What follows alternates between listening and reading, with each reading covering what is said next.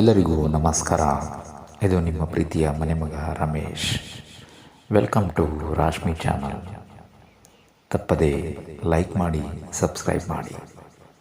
ನಮ್ಮೂರ ಗೌಡ್ರು ಭಾಗ 1 ಸಂಚಿಕೆ 3. ಇತ್ತ ಚೆಲುವಿ ತಟ್ಟೆಯ ಮುಂದೆ ಕಾದು ಕಾದು ಬೆಂಗಾಡಿನಂತೆ ಮುಖ ಮಾಡಿ ಕುಳಿತಿದ್ದಾಳೆ. ಅಷ್ಟರ ವೇಳೆಗೆ ಚೆಲುವಿಗೆ ನಿದ್ರಾದೇವತೆ ಆವರಿಸಿ ನಿದ್ದೆ ಮಾಡಿಯೇ ಬಿಟ್ಟಳು. ಸ್ವಲ್ಪ ಸಮಯದ ನಂತರ ಕೆಂಚನಿಗೆ ಚೆಲುವಿಯ ಜ್ಞಾಪಕವಾಗಿ ಸುಂದ್ರಿಯನ್ನು ಬಿಟ್ಟು ದಡದಡನೆ ತೋಟದ ಕಡೆಗೆ ಓಡಿದ. ನಿಂಗ ಮನೆಯ ಪಕ್ಕದವನು, ಏನಿಲ್ಲ ಕೆಂಚ, ಯಾಕಿಂಗ್ ಓಡ್ತಿದೀಯಾ ಅಂತ ಕೇಳ್ತಾನೆ.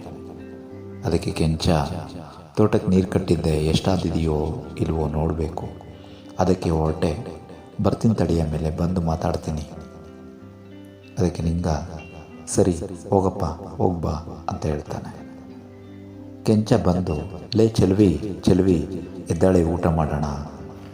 ಚೆಲುವಿ ನಿಧಾನವಾಗಿದ್ದು, ಅಪ್ಪ ಮಾರಯ್ಯ ಬಂದ, ಸರಿ ಉಣ್ಣು, ನಿನಗೆ ಕಾಯೋದು ಒಂದೇ, ಆ ದೇವರ ಹತ್ರ ವರ ಕೇಳೋದು ಒಂದೇ. ಅದಕ್ಕೆ ಕೆಂಚ, ಸರಿ ಬೇಗ ಉಣ್ಣು, ನಿಮ್ಮಪ್ಪ ಮನೆಗೆ ಬರೋ ಹೊತ್ತಾಯಿತು, ಹೋಗಿ ಮನೆ ಸೇರ್ಕೊ. ಚೆಲುವಿ, ಸರಿ ನೀವು ಉಣ್ಣು, ನಾವು ಹೋಗ್ತೀನಿ. ಕೆಂಚ ಹೇಳ್ತಾನೆ, ಲೇ ಸ್ವಲ್ಪ ಉಂಡೋಗಿ ಅಂತ. ಚೆಲುವಿ ಅದಕ್ಕೆ, ಬೇಡ ನೀವು ಉಣ್ಣು, ನಾ ಮನೇಲೆ ಉಣ್ತೀನಿ. ಇತ್ತ ಪಾಪ ಸುಂದ್ರಿ ಎದ್ದು ನೋಡಿದರೆ ಕೆಂಚ ಇಲ್ಲ.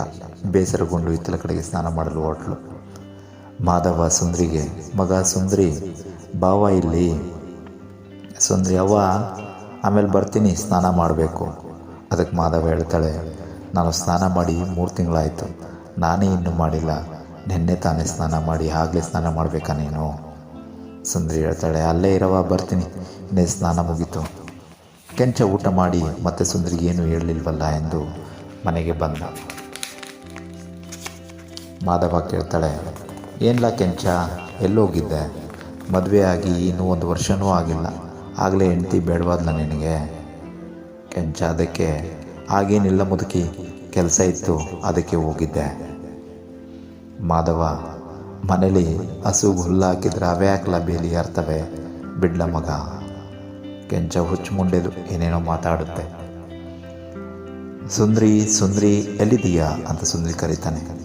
ಸುಂದ್ರಿ ಪಾಪ ಸ್ನಾನ ಮಾಡ್ತಿದ್ದೀನಿ ಅಂದರೆ ಎಲ್ಲಿ ಬಂದು ಪಜಿತಿ ಮಾಡ್ತಾನೆ ಅಂದ್ಕೊಂಡು, ಬಟ್ಟೆ ಒಗಿತೀನ್ರಿ, ಬರ್ತೀನಿ ಅಂಥೇಳಿ ಬೇಗನೆ ಸ್ನಾನ ಮುಗಿಸಿ ಬಟ್ಟೆ ಸುತ್ತಿಕೊಂಡು ಬಂದು ಅವನ ಎದುರಿಗೆ ನಿಂತ್ಕೋತಾಳೆ.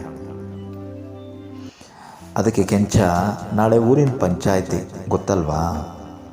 ಸುಂದರಿ ಹೇಳ್ತಾಳೆ, ಅದಕ್ಕೆ ನೀವು ಏನು ಮಾಡೋಕ್ಕಾಗತ್ತೆ? ಕೆಂಚ ತಳಮಳಿಸುತ್ತಾ, ನಾನು ನಾಳೆ ಊರಿನಲ್ಲಿರೋದಿಲ್ಲ ಅದಕ್ಕೆ. ಸುಂದರಿ ಹೇಳ್ತಾಳೆ, ಅಯ್ಯೋ ಶಿವನೇ, ಪುರೋಹಿತ ಇಲ್ಲ ಅಂತ ಮದುವೆ ನಿಲ್ಲುತ್ತಾ? ಲೇವಡಿ ಮಾಡ್ತಾಳೆ.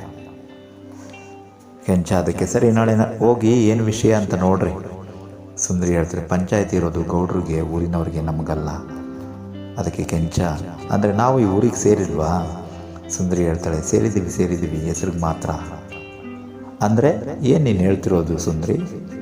ಕೋಳಿ ಕಿಡಿ ಮಸಾಲಾರಿ ಥರ ಹೊಸಿ ಬಿಡಿಸೇಳವ ತಾಯಿ.